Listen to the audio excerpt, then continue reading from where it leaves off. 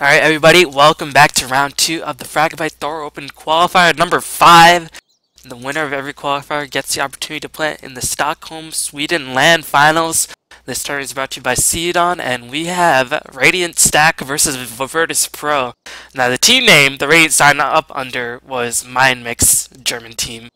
But I do believe all these players are from America, so I think this is American Stack. Dilated Mind, very notable stand in for teams like Quantic, EG, many times before. Bad guy is I'm a Sheep Sucks.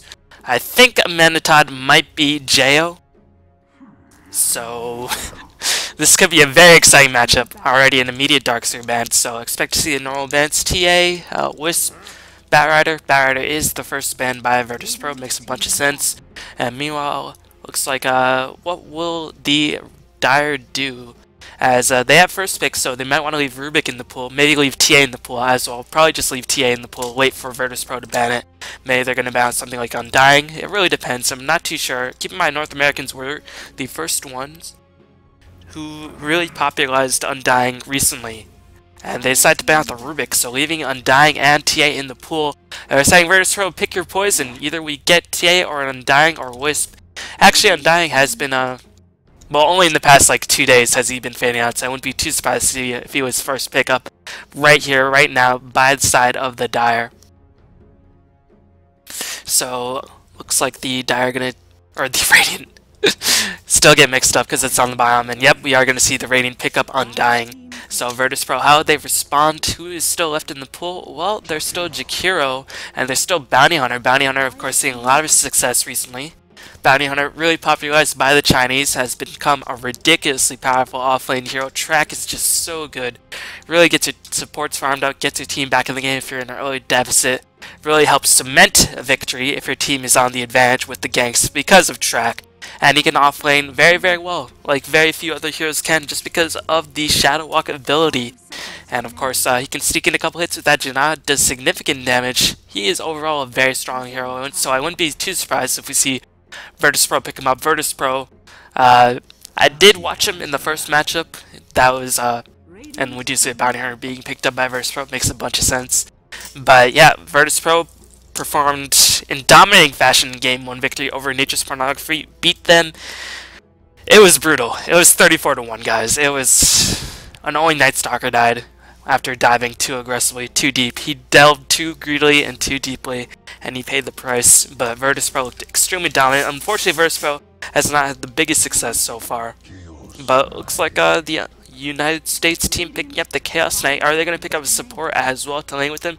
Maybe something like a Wisp. Wisp Chaos Knight, pretty popular. Give him a lot of mobility. Try to get some pressure going on the Bounty Hunter and the Jakiro. One thing that is a bit of a problem at this point is that these heroes so far need a decent amount of experience, but keep in mind, this is only the first 2 picks. Still very early to call it.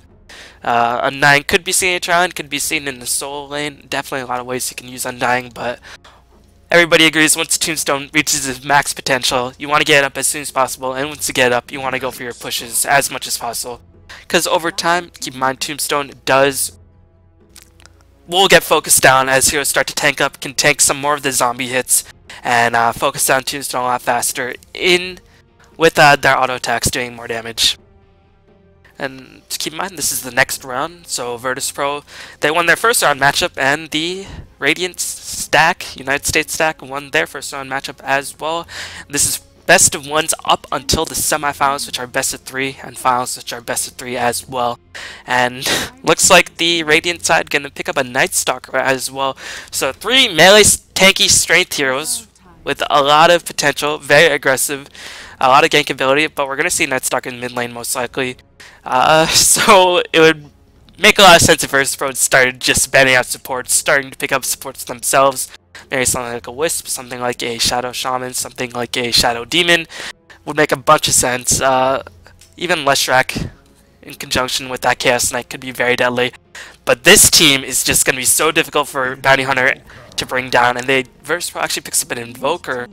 Not too sure about how I feel about this choice overall. It does lane quite well against the Night Stalker in the mid lane, but I think when the push comes by the Radiant squad, I don't know if Invoker will be high enough leveled in order to really make an impact. Invoker needs a lot of experience, needs a decent amount of farm to really get going, and that 4 staff change, not really helping Invoker players get more damage, more attack speed, as he is definitely feeling the effects. Invoker never really had the regen because he had Quas.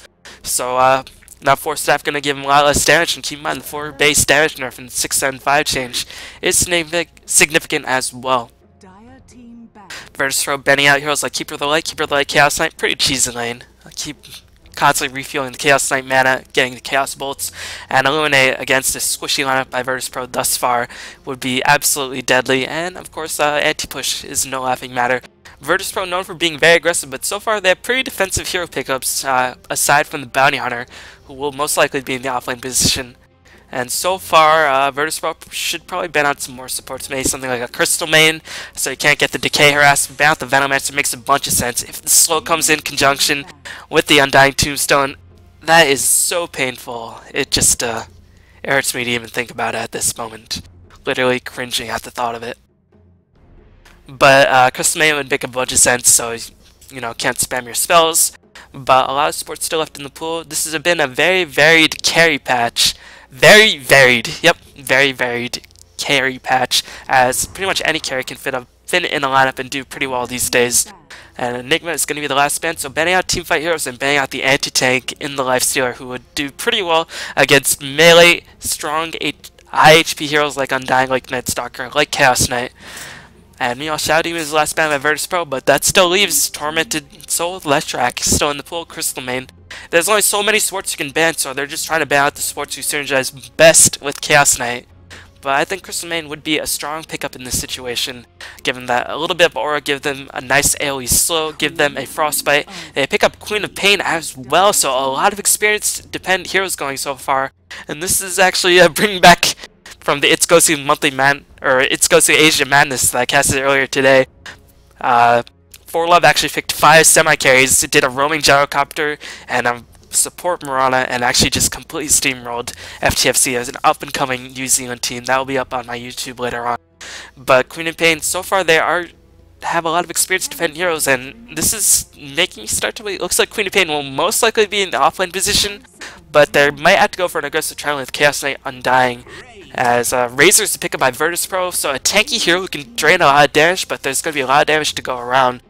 Keep in mind that these heroes, Chaos Knight, Undying, Nightstalker, they don't build into very much plus damage, so if he can drain the damage from the Chaos Knight, he should be okay in terms of surviving.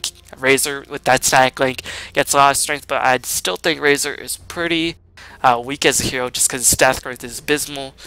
He really just over-relies on that static link, but if he manages to get the full drain going, he is a force to be reckoned with. Meanwhile, the Radiant side taking quite a bit of time to think about their last pick. I'm really going to be interested to see how they lane this.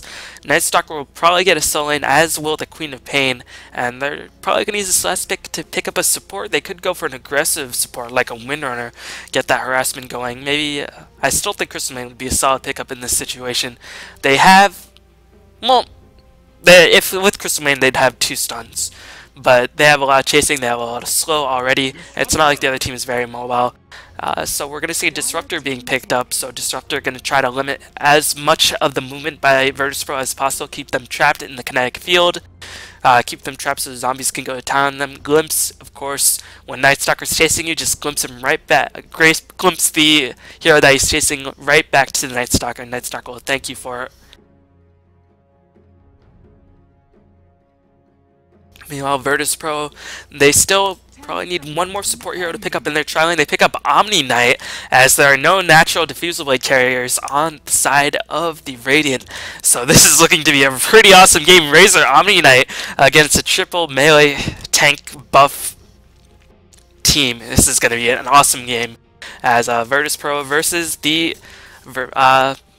United States stack. So we'll introduce the players and teams as we get into this game. No pause for once.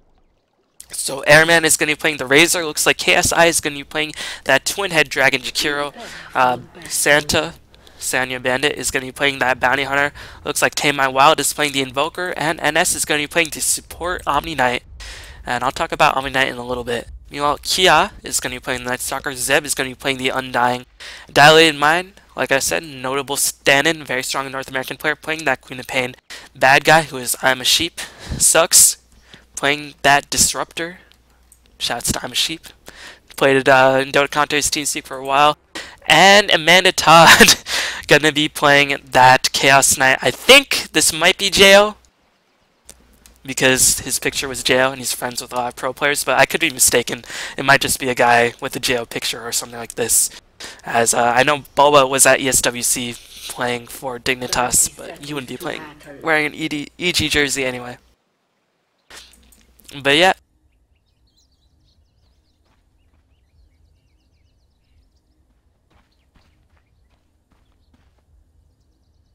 I'm gonna find out what their team name is so I can correct.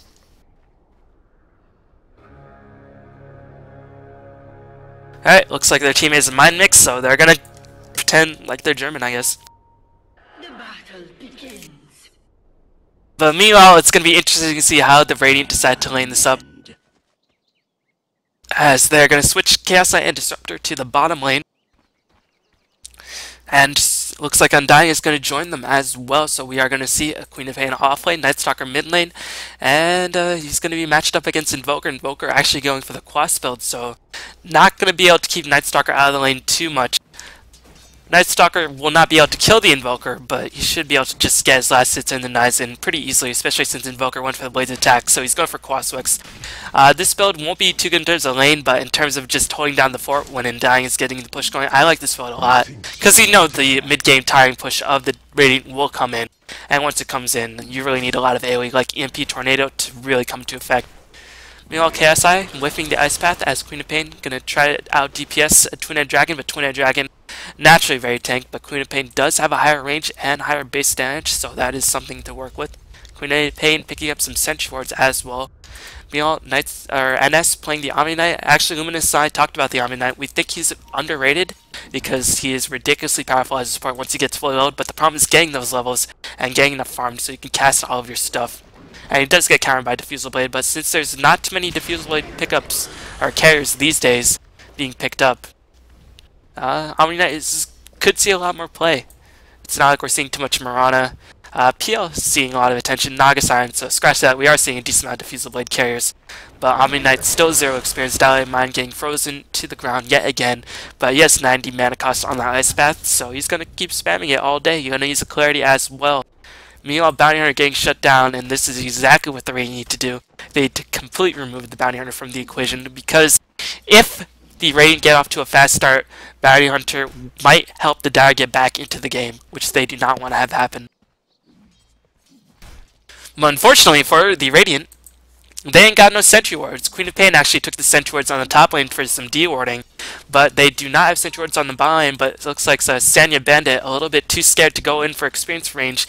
Anyway, he didn't... I mean, it's really difficult to say as a Bounty Hunter, because even if you do approach it, even if they don't have Sentry Wards, the constant fear that they do have Sentry Wards will just constantly keep you back. Chaos Knight, a very powerful initiator.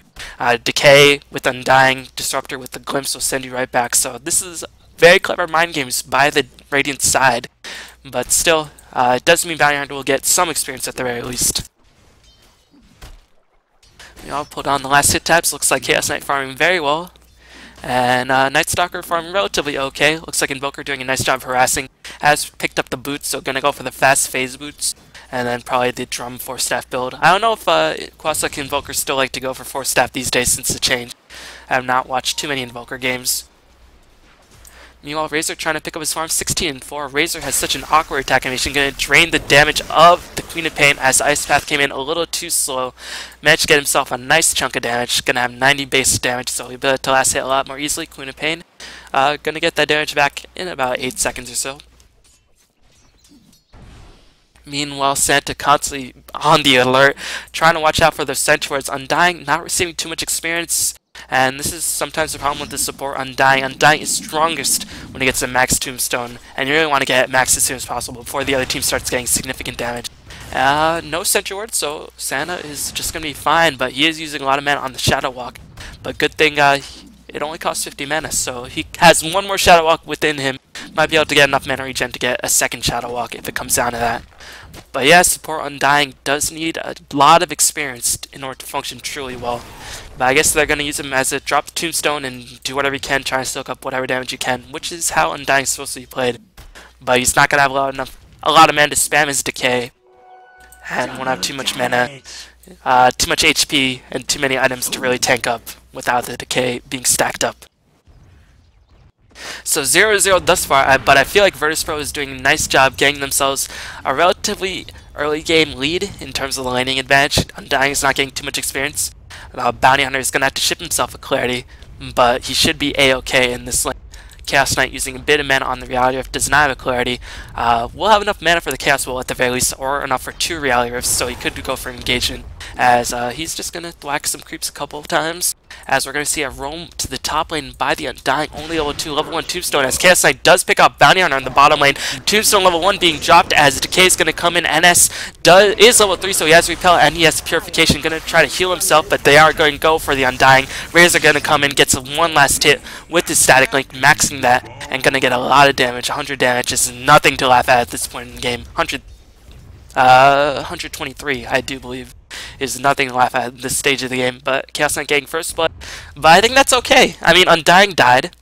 Queen of Pain did not get much experience. Bounty Hunter he did die, but, you know, he's higher level than the Queen of Pain and the Undying, so he should be okay.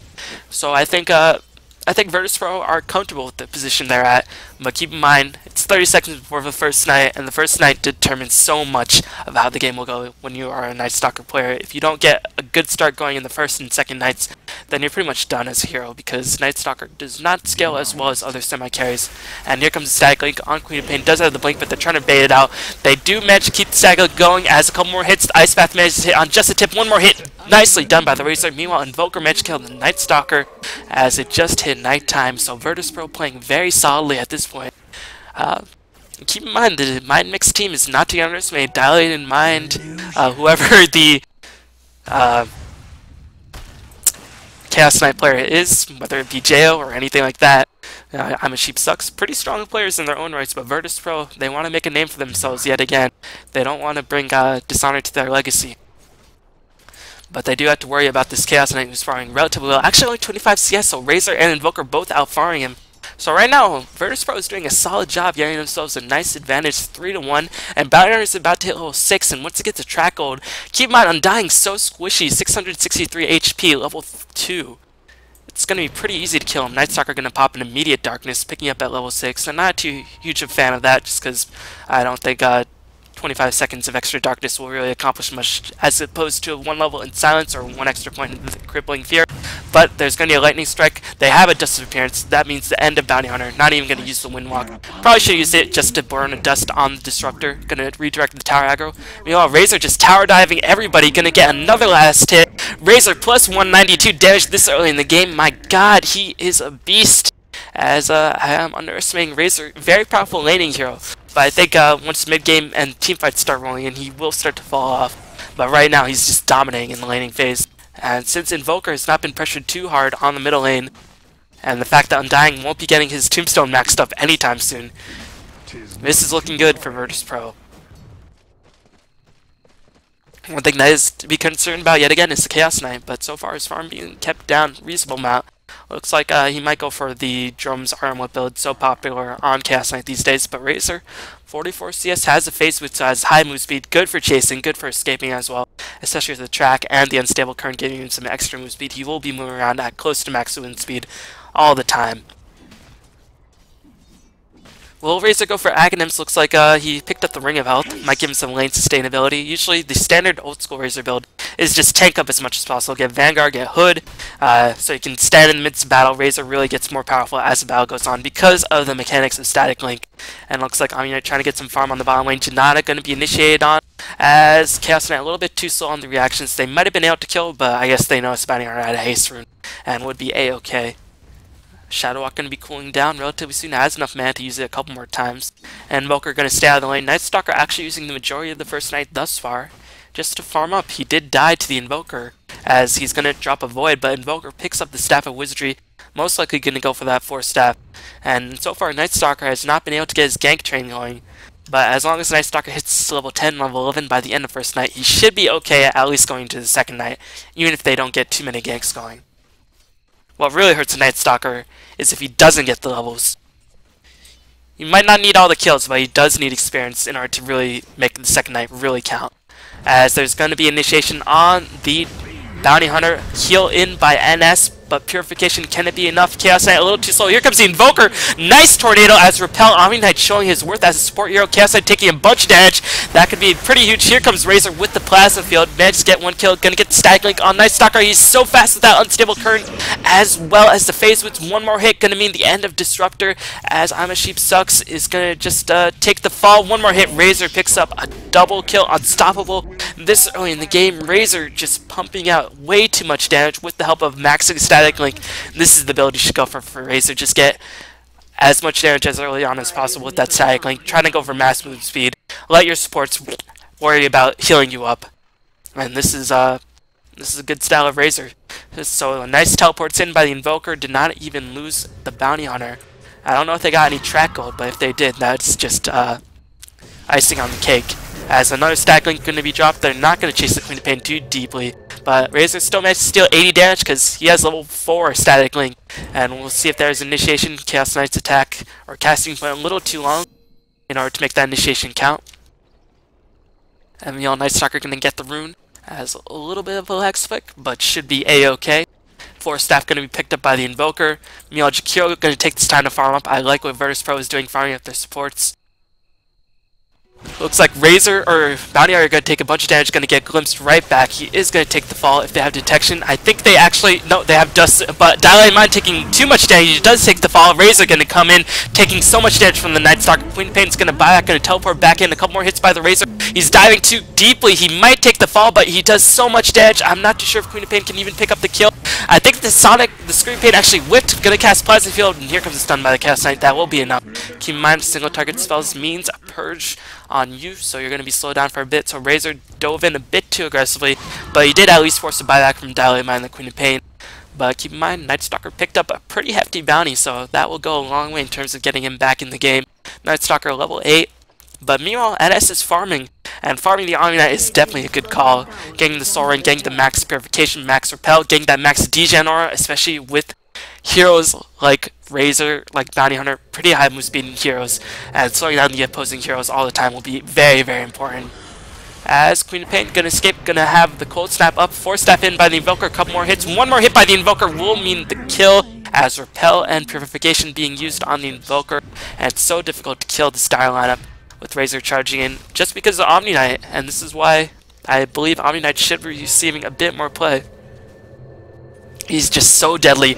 Repel is no laughing matter, and I'm really, really starting to question the Radiant's choice of letting Dirge roam up to the top lane pretty much, not really giving him any farm. Dirge is a very powerful hero, Undying rather. He's a very powerful hero, but he doesn't need experience, doesn't need these levels, and I think by the time he'll get Tombstone maxed up, Razor will just be able to kill it in a couple shots if he gets enough points in Static Link. Even Omni Knight with Repel and Purification can kill it relatively easy, Invoker, Bounty Hunter. So by the time Tombstone finally hits its max level, it might be a little too late for this Undying to receive its maximum effect. So Razor gonna tank up, has picked up a Bracer, might go for the drums. Bounty Hunter looks like he's not in any hurry to pick up a drums at the moment. Omni Knight has picked up the Soul Ring, and here comes another Stack Link on the Undying. Here comes the Janata to slow it in. Track going to be used as well. Looks like Night Stalker in the middle of everything, taking a bunch of damage. One more hit on the Night Stalker will mean the end, but it looks like Razor's going to have to back the heck out of there.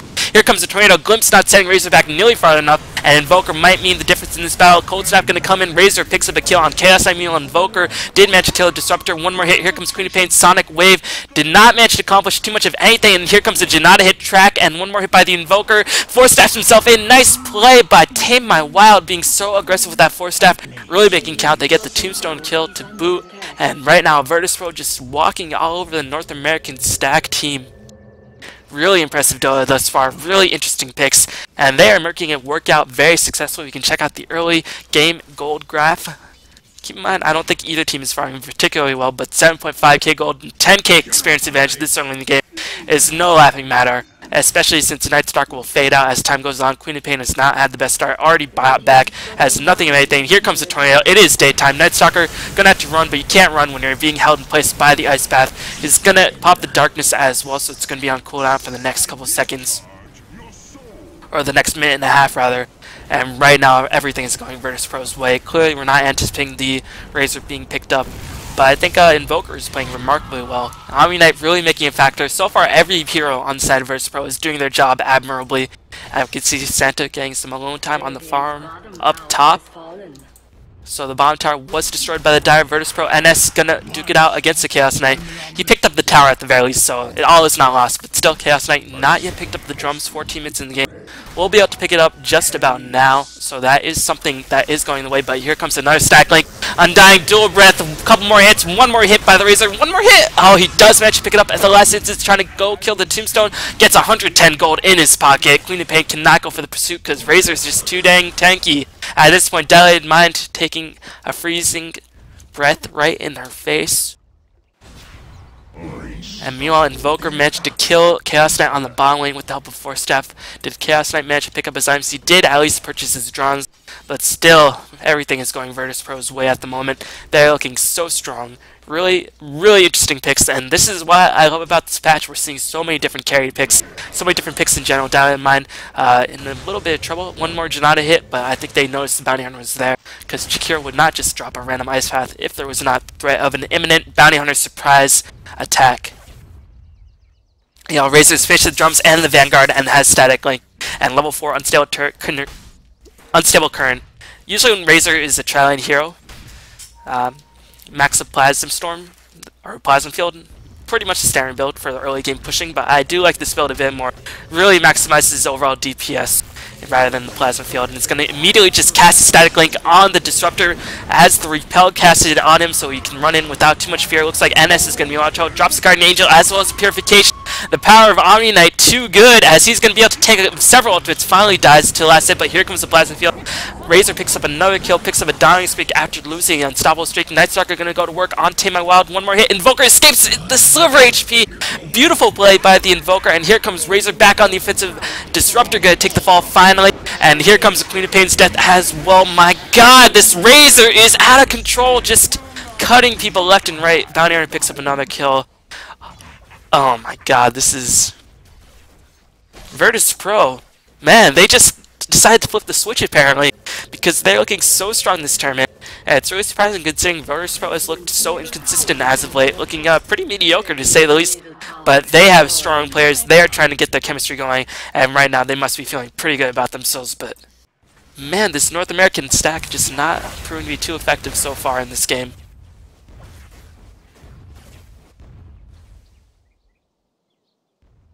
So, can check out the early goal graph. Oh my god, 15k in 15 minutes in. Almost a 20k experience deficit. 15 minutes in. Check out the hero levels. Undying, Disruptor level 6. Omni Knight ahead of him. Queen of Pain, Nightstalker level 8. Meanwhile, only Chaos Knight is performing relatively well. Here comes the Ice Path, Invoker, couple hits, Plasma Field. Tornado is going to come in for the last hit. And here comes Undying. What can he do? Poor Undying. Did cast a Tombstone, but it will fall in a matter of seconds. Repel and Omni Knight gonna be able to hold him in place. Meanwhile, looks like Chaos Knight isolated from his teammates, might be caught out of position, but nighttime is popped. They're gonna try to kill the Invoker at the very least, but meanwhile, Razor doing work in the background. He's gonna come to join the party in the foreground as well. Invoker manages to cast Ghost Walk. Nothing is going the side of the rain as they can't even kill this Omni Knight. Here comes Invoker popping out of the Ghost Walk. Looks like Nightstalker trying to get a Void, but Invoker is just toying with him. It is daytime, casting Repel. Ultra kill beyond godlike after losing an unstoppable streak. Razor, Airman, Master of Lightning, Champion of the Sun. He's a master of karate and friendship and everyone. As Razor and Omni Knight, too good. Radiant know when they're beat, and they are beaten, and they were beaten bad. And Virtus.Pro steamrolling everybody so far this tournament. Like, this is so ridiculous how good they are playing thus far. Being so aggressive, picking unconventional heroes, and pretty much stopping people in less than 20 minutes. As this courier gonna scout out the Invoker all the while. Meanwhile, just waiting on Disruptor to disconnect, but so far Virtus.Pro are looking like absolute monsters. It is insane to watch. It is really quite ridiculous. 18-1-6 Razor, 19 minutes in the game. Need I say anything more? Averaging a kill per minute. Not yet Ferrari Nightstalker status, but you know, not everybody can be Ferrari. as everybody's disconnected on the rain. So this is the second round of the Fragbite THOR Open Qualifier number 5. Virtus.Pro takes a convincing fashion over Mind Mix. And man, Virtus.Pro looking very, very strong. So thank you for watching, and pull down the final score screen. But yep, I'm bballin from DotaCommentaries.com. Please follow me on Twitch, twitch.tv/bballin773, youtube.com/bballin773. And thank you for watching, and I'll see you very, very soon, guys.